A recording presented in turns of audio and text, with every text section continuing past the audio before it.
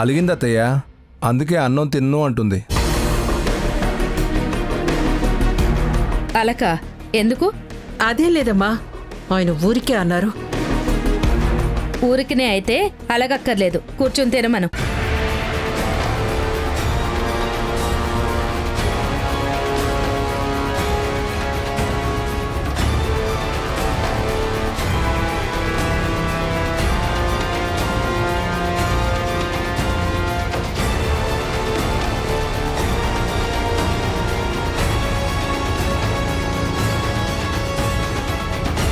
రాధ లేచేసరికి మనందరం సంతోషంగా ఉండాలి.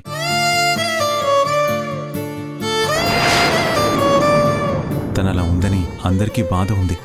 అంత మాత్రాన తిండి మానేయక్కర్లేదు. తను కళ్ళు తెరిచేసరికి మనందరం నవ్వుతూ సంతోషంగా స్వాగతం పలకాలి.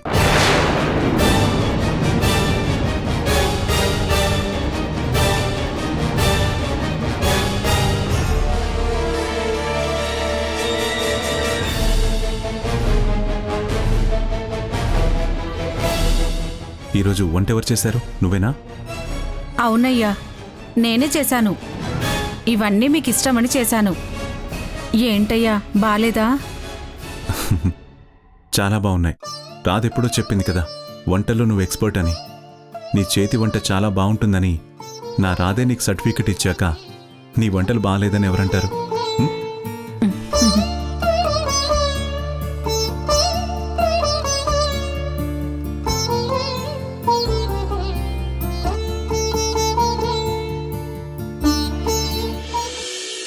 వెళ్ళిపోతోంది ప్రాణమే, కనబడుతోంది శూన్యమే, వదిలెలుతోంది గాయమే, కన్నీటి జ్ఞాపకమే. వెలివేసింది కాలమే, ఉరి తీసింది ప్రేమనే, ఉసిరేసింది మౌనమే, ఒంటరినై మిగిలానే. కనబడవా కనబడవా, కన్నీరై మిగిలడతావా, చిరునవ్వై ఎదురొచ్చి చిదిలోకే నడతావా. కనబడవా కనబడవా, శిథిలం చేసి పోతావా, గుండెను కోసే కథ నువ్వై కడదాకా వస్తావా.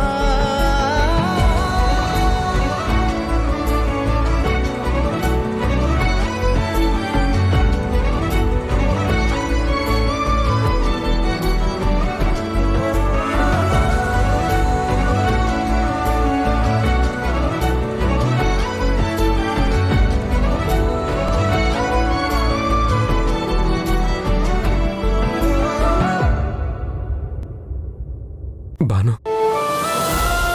మన జీవితంలో సంతోషం అనేది చాలా తక్కువే కనిపిస్తుంది. మన ఇద్దరం హ్యాపీగా ఉన్న మూమెంట్స్ చాలా అరుదుగా కనిపిస్తున్నాయి. అన్ని సమస్యలు సర్దుకున్నాయి. మన మధ్య ఇంకా ఎలాంటి సమస్య ఉండదనుకున్నప్పుడు నేనెంతో ఆనందపడ్డాను. ఇంకా నువ్వు నేను ఎప్పటికీ విడిపోము, నువ్వు నాకు ఎప్పటికీ దూరం కావని తలుచుకున్న ప్రతి క్షణం నాకెంతో మధురంగానే ఉండేది. నేను లాంగ్ డ్రైవ్కి తీసుకెళ్ళినప్పుడు కానీ, ఆ రోజు రాత్రి అక్కడ క్యాండిల్ ల్యాంప్ దగ్గర మన ఇద్దరం కూర్చోవడం కానీ, ఇవన్నీ ప్రతి ఒక్క సంఘటన ఒక మంచి మెమరీని మిగిల్చింది భాను. కానీ ఆ జ్ఞాపకాలే నాతో ఉండిపోతాయని, నువ్వు అనుకోకుండా ఇలా నాకు దూరం అవుతావని నేను కల్లో కూడా ఊహించలేకపోయాను. భాను, నువ్వు కనిపించకుండా పోయి ఇప్పటికి 3 రోజులైంది. నీ జాడ ఎక్కడుందో తెలియటం లేదు. నువ్వు ఎలాంటి పరిస్థితుల్లో ఉన్నావో అర్థం కావటం లేదు. కానీ ఎక్కడున్నా బానే ఉంటావనే చిన్న ఆశతో మాత్రం ఈ గుండె ఎదురు చూస్తోంది.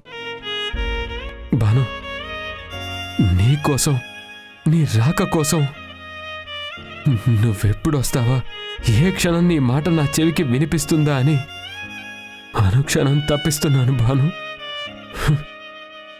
నా దగ్గరికి త్వరగా వచ్చే భాను, ప్లీజ్.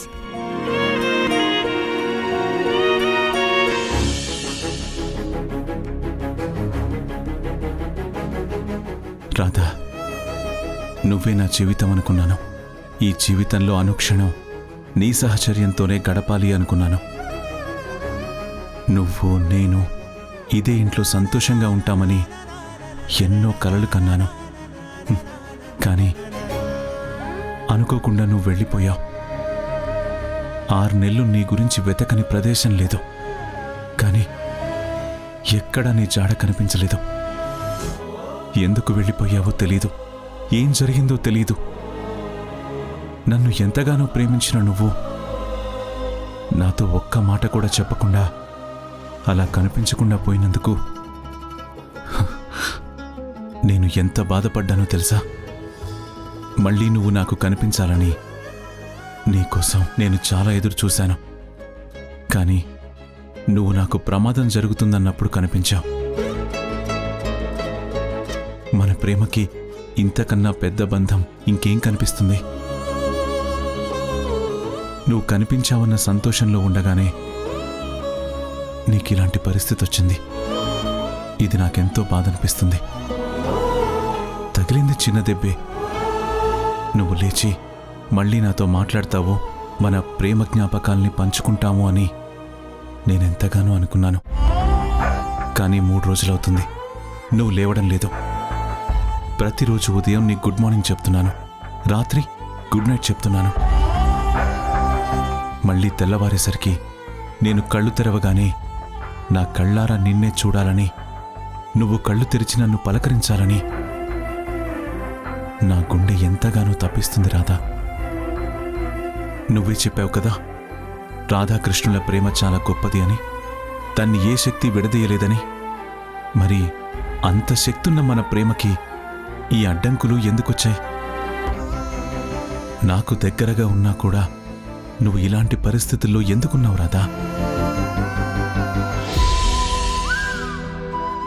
బాబుగారు, మీరు భోంచేయలేదు, కొంచెం భోంచేయండి అయ్యా. నాకేం తినాలని లేదమ్మా, నువ్వెళ్ళు. అదేంటి బాబు, అమ్మగారు ఎక్కడో ఒక చోట క్షేమంగానే ఉంటారు. ఆవిడకి ఏమీ కాదు, తొందరలోనే కనబడతారు. కానీ మీరు ఆవిడనే తలుచుకుంటూ మీరిలా బాధపడుతూ అన్నం నీళ్ళు ముట్టకపోతే మీ పరిస్థితి ఎలా ఉంటుంది బాబు? ఒకసారి ఆలోచించండి. నా బాను కనిపించే వరకు నాకు దేని మీద ఆశ లేదు. తినాలని కానీ బ్రతకాలని కానీ దేని మీద ఆశ లేదు.